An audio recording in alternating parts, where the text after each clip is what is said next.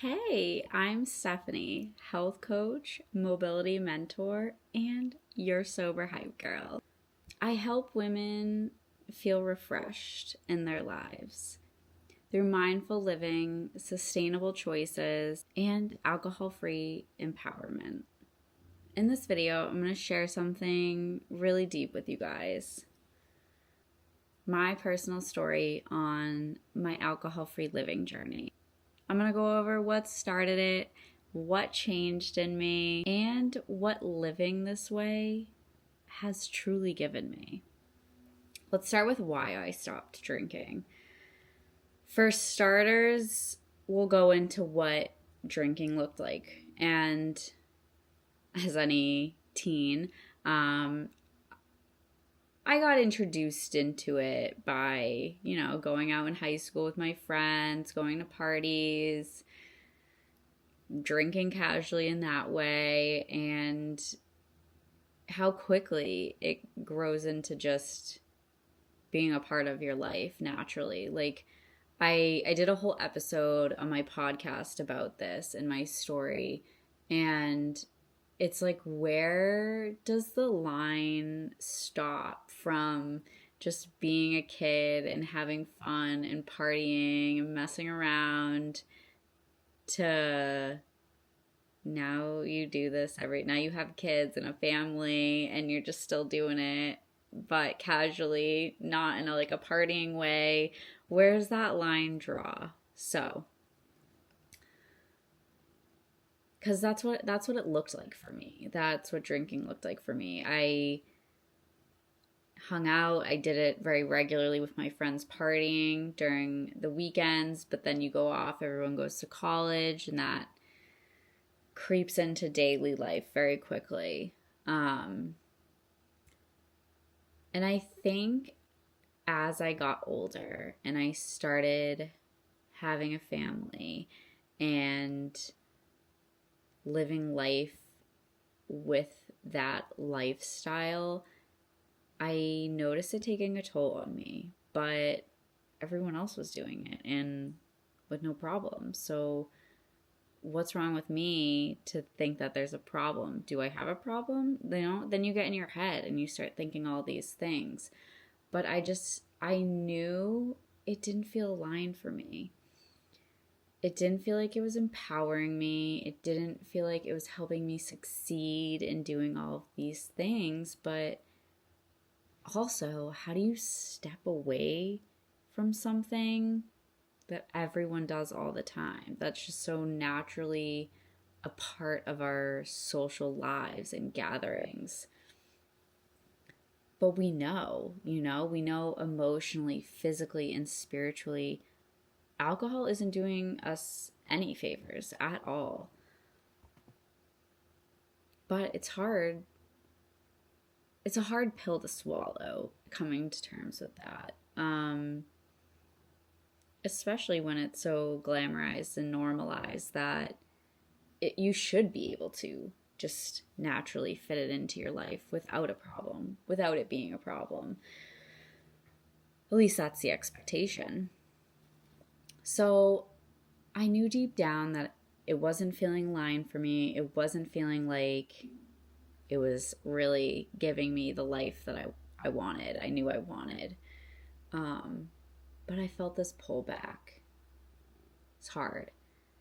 And I will say, this situation wasn't as beautiful and glamorous as I make it out to sound, but I do feel a little lucky in the sense of my husband chose to stop drinking before I made my decision. And while I've said to in my podcast, I knew I wanted my decision to stop, to be my decision. I didn't want it to be a reflection of him making his decision to stop drinking.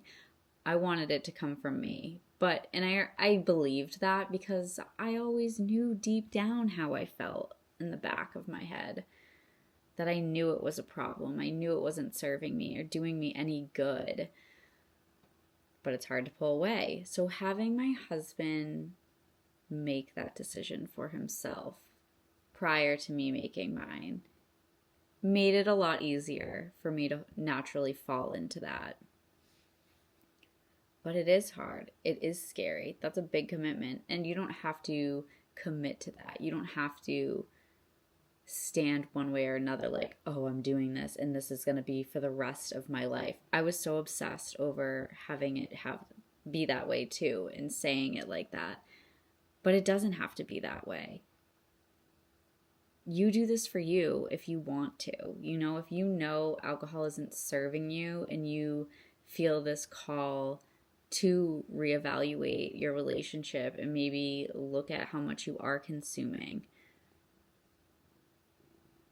do that for you and don't obsess over the timeline or the time frame you give yourself. You know, there's a reason why in AA they say one day at a time, because it's true. You do. You just, with anything like this and with any big lifestyle changes, you want to take it one day at a time. You just want to focus on that 24 hours in front of you and what matters most for you, yourself, your family, your health, all of that. What decisions will be the best for you in that next 24 hours? Focus there and just keep moving forward. But once my husband did make that decision to stop, it really gave me the ability to sit back and reflect on this. You know, what good is this serving me? What would I regret it if I stopped? You know, everybody always regrets drinking. Nobody ever wakes up and is like, oh, damn, wish I had a drink last night. No. But you do, however, wake up and be like, ooh, wish I didn't have that last night, or wish I didn't have as many last night. That's way more common. But I do get the doubts and the fears early on because I had a lot of that too. There's going to be a lot of that. There's going to be a lot of people that are going to question you. Why? Do you have a problem? Oh, because a lot of times people don't really care. Maybe they don't ask you. But there will be people too that ask you and they care because it now makes them uncomfortable that you see a problem with drinking for yourself, because and calling it out, which good for you for doing so, but other people don't like that, because now if you're calling attention to that and saying it's a problem, now they have to look at that a little bit. Oh, do I have a problem? So you're gonna get situations and people that are gonna make you question that, and don't. If you feel very adamant about doing this and making this lifestyle change for yourself, stand strong in how you feel. Stand strong on why you're choosing to do this and what's going to be better for you on the other side of making that decision. Because I can tell you, there's a lot of positives. A lot of positives. Not even just your relationships, and parenting. I'm such a better parent now that I don't drink, which is so funny because it's advertised and spoken about like it's the opposite. Like, you need this to relax, to be a good parent. No. It is causing way more harm than good. It is throwing more stress, more irritability. You're probably way more tired because you didn't sleep good. It is no. It's the opposite way around. They've been fooling you. But I can tell you, I am way more present and way more aware in my relationships, which is so important. Awareness in your relationships. You're not having good ones if you don't have any awareness in the relationships that you hold, especially those close to your heart. I have, like I said, I've become such a more patient, less irritable parent to my children. I am way more present with them. Um, and that's the other thing. I feel like people think that you have to hit rock bottom to change. You don't. You don't. You can make that decision before you even get close to that path. You don't have to go down that. We all have these choices. So you don't have to hit rock bottom by any means to make a change for yourself. You can just rise up and show up and make a positive change for you, your life, your family, your kids. So just being a better parent has been huge. More presence and healthier relationships. I have the threshold, I've noticed, to and desire to work on those relationships too. Whereas when you're burnt out and stressed and exhausted, that additional last little bit of effort, it's hard. You don't want to keep pushing through. So a lot of times those are the things that fall through on the back burner. So that's a huge positive that I've noticed, that I've gained since stopping drinking alcohol. I have called it, I referred to it as my 4 C's. Control, because that was a huge one for me. You don't have any control when you're drinking. Control, clarity, connection, and creativity. Those are the 4 big C's that I like to say that I have gained since living an alcohol-free life. And yeah, control, like, I don't know about you guys, but when I was drinking, obviously none of us have control over things. Like when we're drinking, that's the first thing you lose when you become intoxicated. But it was getting bad for me. It was getting really scary. I was drinking less and blacking out faster. And I was not remembering a lot from the nights before. So that was a big thing that was really starting to bother me. And I think I got in my head about it too, because why am I not being able to handle this? And I used to, no problem. So what changed? Why now all of a sudden? But I hated that. I'm a control freak naturally. So that was something I really didn't like, but definitely gained a lot of control back in my life, I have to say. And clarity. Holy crap. Everything is so clear as day to me. I was a very confused person, and I didn't realize how confused I was until I stopped drinking alcohol. And it's just like black and white in front of my face. Like I see it and I get it. I know that probably doesn't make a lot of sense, but if you know, you know. And connection. 3.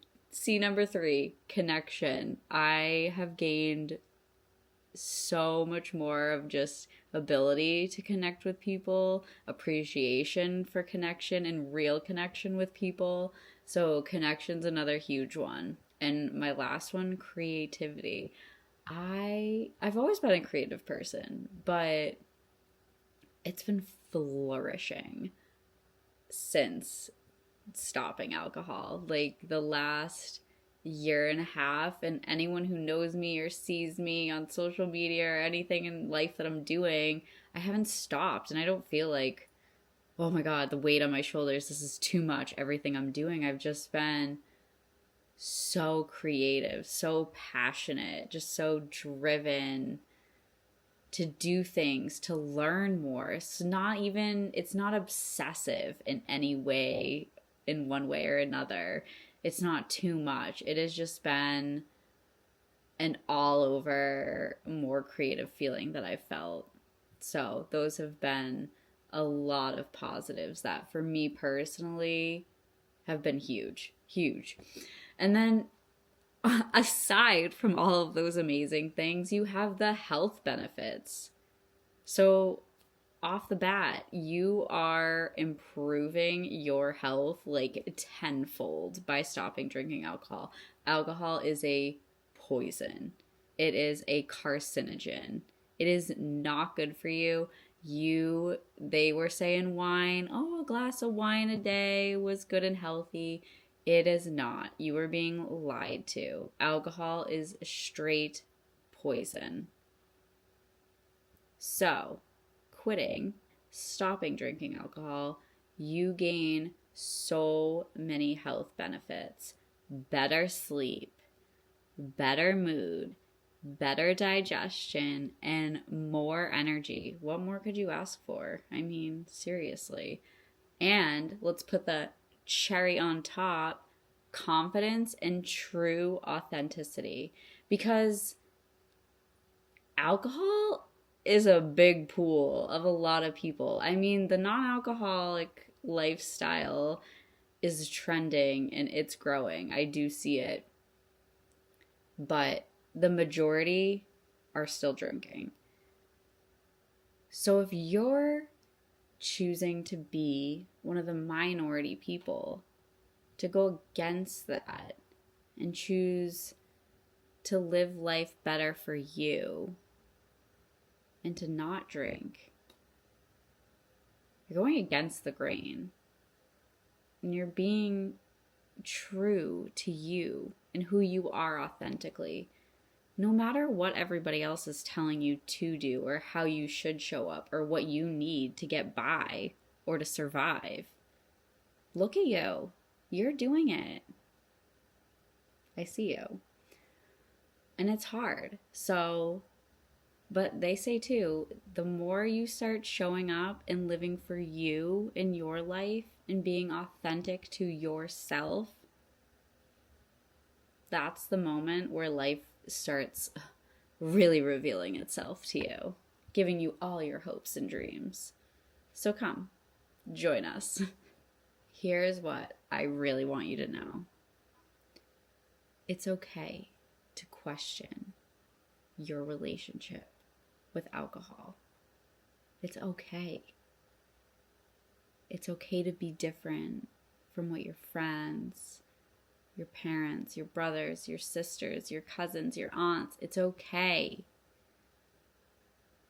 to be different, to live differently, to want differently for you and yourself. Don't be afraid of that. Be true to you. And like I said, you don't have to hit rock bottom to change. That's something everyone needs to know. You can make that choice to be better and live better for you before you get there. You don't have to. You don't have to fall on your face or your ass in front of everybody to know you need to live better for yourself. Because we all already know. We know. Right? We know. And it's not about restriction. It's about freedom. You think because